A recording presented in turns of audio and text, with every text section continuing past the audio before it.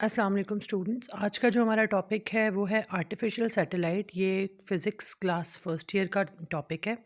इसमें हम artificial satellite को देखेंगे कि वो क्या होती है, सैटेलाइट क्या होती है, फिर आर्टिफिशियल सैटेलाइट क्या होती है। वो मिनिमम वेलोसिटी हम देखेंगे जिसके थ्रू ये ज़रिए हम इसको ऑर्बिट में भेजते हैं और ये अर्थ के गिर्द घूमना शुरू हो जाती है। फिर हम ये देखेंगे कि वो कितना टाइम पीरियड है जिसमें ये एक ऑर्बिट कंप्लीट करती है। तो ये सारी टॉपिक्स या बातें हम बाद में डिस्कस करेंगे। पहले तो हमें ये देख लें कि ये सैटेलाइट होती क्या है। सैटेलाइट को हम ये कहेंगे कि ये एक वर्ड है जो फ्रेंच से डिराइव्ड है। फ्रेंच लैंग्वेज से ये इंग्लिश में आया है और फ्रेंच में इसको कंपेनियन या फ्रेंड के तौर पे लिया जाता था उसका मतलब। और अगर हम नॉर्मल लाइफ में देखें तो इसके मतलब ये होता है कि ऐसा फॉलोअर या attendant of a superior person, किसी बड़े पर्सन के अंडर उसको फॉलो करने वाला बंदा। ठीक है। अब हम इसको साइंस की टर्मिनोलॉजी में देखें तो कोई ऐसी चीज़ जो किसी दूसरी या मैसिव बॉडी के गिर्द घूम रही होती है। ठीक हो गया। अब हम बात करते हैं with reference to earth.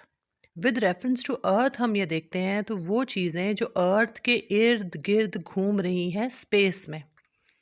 Arm satellite भी स्पेस में है कि स्पेस के अंदर कोई एक ऑब्जेक्ट जो किसी बड़ी ऑब्जेक्ट के गिर्द घूम रही हो उसको सैटेलाइट कहते हैं। अगर वो चीज़ अर्थ के गिर्द घूम रही है तो वो अर्थ की सैटेलाइट कहलाएगी। तो बेसिकली दो टाइप की सैटेलाइट्स होती हैं अर्थ की। एक होती है नेचुरल सैटेलाइट जो अल्लाह पाक की तरफ से बनी हुई हैं, जैसे हम मून कह देते हैं। मून एक नेचुरल सैटेलाइट है जो अर्थ के गिर्द मुसलसल घूम रही है इसके ऑर्बिट में। ऑर्बिट एक सर्कुलर या एलिप्टिकल पाथ होता है जिसके अंदर स्पेस के अंदर कोई चीज़ मूव कर रही होती है, रिवॉल्व कर रही होती है अराउंड अर्थ।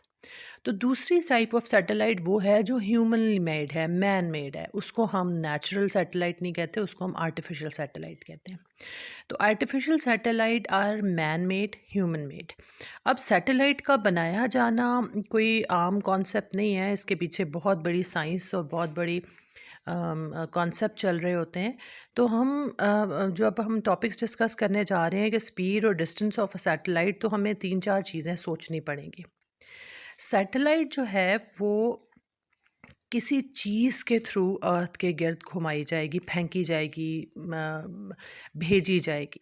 आमतौर पे satellites can be launch from earth to circle the earth by means of a rocket. ठीक है। दूसरी बात ये है कि ये अपने एक ही ऑर्बिट के अंदर घूमती रहती है जिसमें हम इसको भेजेंगे, जिस स्पीड से हम भेजेंगे ये उस स्पीड के थ्रू घूमना शुरू हो जाएगी। अच्छा, यहाँ पर ये बात सोचने की है कि हर स्पीड से अगर हम इसको फेंकेंगे ऊपर, तो हर स्पीड से ये घूमना ज़रूरी नहीं है शुरू। हम देखेंगे कि वो एक ख़ास स्पीड है, वो मिनिमम स्पीड है जिसमें हम इसको भेजते हैं, तभी ऑर्बिट करना शुरू करती है, रिवॉल्व करना शुरू करती है। अदरवाइज़ ये गिर जाएगी या फिर एस्केप हो जाएगी, ठीक है? अच्छा, यहाँ पर एक और फैक्टर भी हम जो देखना चाहते हैं वो ये है कि अर्थ एक बड़ा-सा मैग्नेट है, ठीक है? एक बहुत बड़ा मैसिव मैग्नेट है। तो हमने लॉ ऑफ ग्रेविटेशन पढ़ा था जिसमें हमने देखा था कि दुनिया में कायनात में हर चीज़ दूसरी चीज़ को अट्रैक्ट करती है और वो जो फोर्स ऑफ ग्रेविटेशन है वो डायरेक्टली प्रोपोर्शनल होता है mass of product of masses both bodies का, या फिर वो इन्वर्सली प्रोपोर्शनल होता है to the distance between their centres, square of the distance between their centres. तो जो सैटेलाइट हमने छोड़नी है उस पर अर्थ कोई अट्रैक्शन, कोई फोर्स भी लगाएगी। वो जो फोर्स होगी ना वो इसकी ग्रेविटेशन के बराबर होगी। ठीक है। तो जो भी हमने अर्थ के गिर्द सैटेलाइट भेजनी है वो मिनिमम मिनिमम उस ग्रेविटेशन के बराबर हो, यानी 9.8 के बराबर हो। ठीक है ना। Otherwise they would fly of, वो भाग जाएगी टेंजेंट की शक्ल में, उसके मदार या ऑर्बिट में से निकल के हट जाएगी। ये कॉन्सेप्ट पढ़ने के लिए हम न्यूटन से बहुत हेल्प लेते हैं। तो न्यूटन ने बहुत पहले एक हाइपोथेटिकल हाइपोथेटिकल मीन्स एक सपोज्ड एक फिनोमेना, एक कॉन्सेप्ट पेश किया था और उसने सपोज्ड ही एक थॉट एक्सपेरिमेंट किया था। वो थॉट एक्सपेरिमेंट ये था कि उसने ये सोचा कि अगर ये अर्थ है, हम अर्थ के ऊपर किसी बहुत ऊंची जगह पर एक कैनन खड़ी करते हैं और उस कैनन से कोई चीज़ फेंकते हैं। वो कैनन किसी वेलोसिटी से उस चीज़ को फेंकेगी। अगर वो वेलोसिटी कम होगी तो वो चीज़ दोबारा घूम के अर्थ के ऊपर गिर जाएगी। अगर हमने वो स्पीड थोड़ी और बड़ी कर दी, मसलन 4 मीटर पर सेकंड स्क्वायर किया, तब भी वो घूम के गिर गई। अगर हमने 6 किया,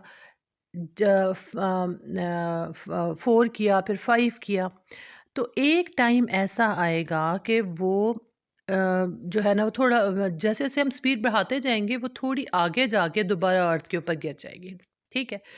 जब उसने ये सोचा, देखा थ्योरेटिकली ये करके कि जब minimum 7.9 metre per second square से उस चीज़ को फेंका गया, तो instead of falling on to the earth, it started revolving around the earth. It started it will start it started नहीं, it will start orbiting the earth. तो ये सारा थॉट एक्सपेरिमेंट है, क्योंकि न्यूटन उस टाइम पे कोई इतनी बड़ी टेक्नोलॉजी तो नहीं रखता था।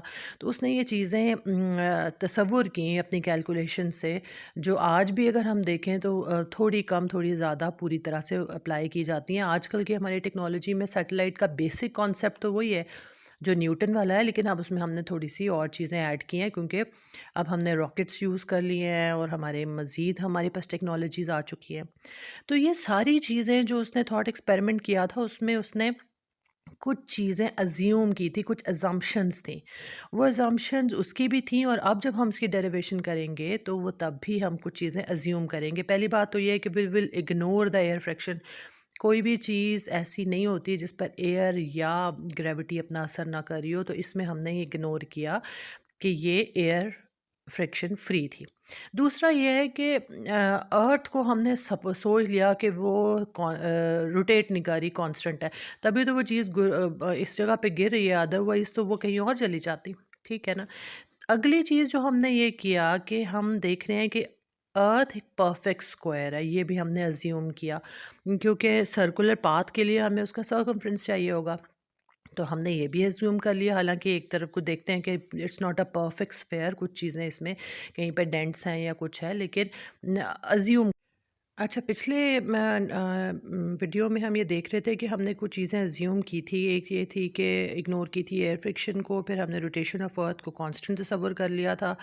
बल्कि हमने कुछ में तो ये सोचा था कि अर्थ जो है वो रुकी हुई है, ठीक है ना? हमने इमेजिन किया था कि अर्थ एक परफेक्ट स्क्वायर सफ़ेयर है, एयर फ्रिक्शन को इग्नोर किया, और ऑर्बिट जिसमें वो चीज़ घूमेगी वो सर्कुलर होगा, ठीक है? और जिस हाइट पर उसको भेजा जाएगा, वो हाइट भी जो है इतनी ज़्यादा नहीं है, वो approximately equal to radius of earth के है। अब हम डेरिवेशन करने जा रहे हैं, वो ये देखने जा रहे हैं कि कौन सी वेलोसिटी होगी, वो कितनी क्रिटिकल वेलोसिटी है, मिनिमम वेलोसिटी है, जिससे हम अर्थ के गिर्द किसी और सैटेलाइट को, किसी चीज़ को भेजें तो वो घूमना शुरू हो जाएगी। It is a minimum velocity to put a satellite into orbit around earth, ठीक हो गया? तो डेरिवेशन में हम पहले ये चीज़ सोचते हैं कि कोई चीज़ भी जब किसी के गिर्द घूम रही होती है तो उसके ऊपर एक नेचुरल फोर्स अप्लाई होती है, वो फोर्स है फोर्स ऑफ सेंट्रीपिटल फोर्स। अच्छा, आपको मैं एक बात बताऊँ, सेंट्रीपिटल फोर्स इटसेल्फ कोई अलहदा से फोर्स नहीं है, ये भी किसी भी चीज़ के अंदर से निकलने वाली फोर्स को हम नाम दे देते हैं।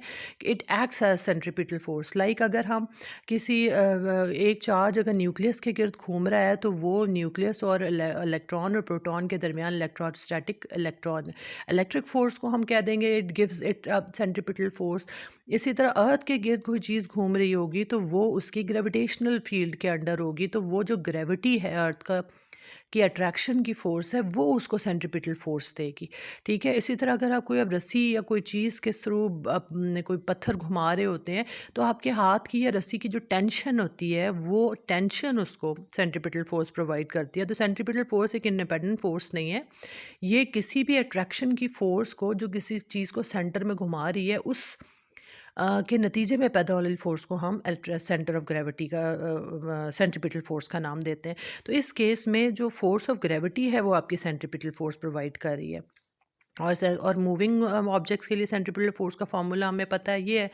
जो सेंट्रीपिटल फोर्स है वो चूंकि रिजल्ट है ग्रेविटेशनल फोर्स के, तो हम एफ जी हमें पता है वेट की वजह से होती है। तो वेट में हम एम जी करते हैं, हम इन दोनों फोर्सेस को समझते हैं ये इक्वल है। जितनी भी ग्रेविटी होगी उतनी ही सेंट्रीपिटल फोर्स होगी, यानी फोर्स ऑफ ग्रेविटेशन जितनी है उतनी ही सेंट्रीपिटल फोर्स वो सैटेलाइट एक्सपीरियंस करेगी। तो हमने एफ सी की जगह इसका वैल्यू डाल दी, एफ जी की जगह वेट की वैल्यू डाल दी, तो एम से कट गया। वी स्क्वायर ओवर आर है, यहाँ से हमने वी स्क्वायर की वैल्यू ले ली, अंडर रूट लगा के वी की वैल्यू ली। जब हम स्मॉल जी, अब यहाँ पे हम ये चीज़ सोच रहे हैं कि जो रेडियस है, radius is actually the radius of earth. हर इस पूरे में सवाए सिर्फ एक जगह के जहाँ पे हमने आर्टिफिशियल सैटेलाइट को पढ़ना है, वहाँ पे रेडियस ऑफ सैटेलाइट लिया जाएगा कैपिटल आर से, मतलब अदरवाइज पूरे चैप्टर में कैपिटल आर का मतलब रेडियस ऑफ अर्थ है, ठीक है ना। तो जब हम इनकी वैल्यूज़ पुट करते हैं तो ये 7900 मीटर पर सेकंड बनता है, और अगर हम किलोमीटर में निकालें तो 7.9 किलोमीटर्स पर आवर के हिसाब से बनता है, ठीक है बेटा। अच्छा, अब इसी टॉपिक में ये जो हम आर्टिफिशियल सैटेलाइट का टॉपिक पढ़ रहे हैं, इसमें हम ये सेट डिस्टेंस अगर हमने देखना हो कि उसने कितना ट्रैवल किया, तो हमें इतना तो पता है कि ये अर्थ है तो इसका ये आर है। अगर इससे ऊपर कोई चीज़ है तो वो एच है। अगर सैटेलाइट यहाँ पर मूव कर रही है तो हम रेडियस ऑफ अर्थ में से टोटल डिस्टेंस अगर निकाल दें तो एच की वैल्यू निकल आएगी।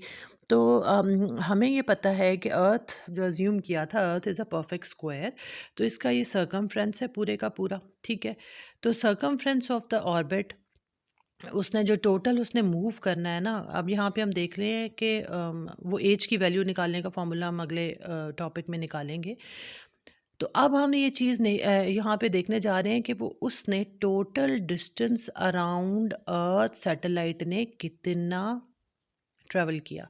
तो चूँकि ये एक परफेक्ट स्क्वायर है तो वो उसने सर्कुलर पाथ ही पूरा किया होगा, तभी यहाँ से स्टार्ट करेंगे तो यहाँ तक वापस उसने एक पूरा सर्कल कंप्लीट किया, तो वो 2 पाई आर के इक्वल होगा, और आर यहाँ पर रेडियस ऑफ अर्थ है।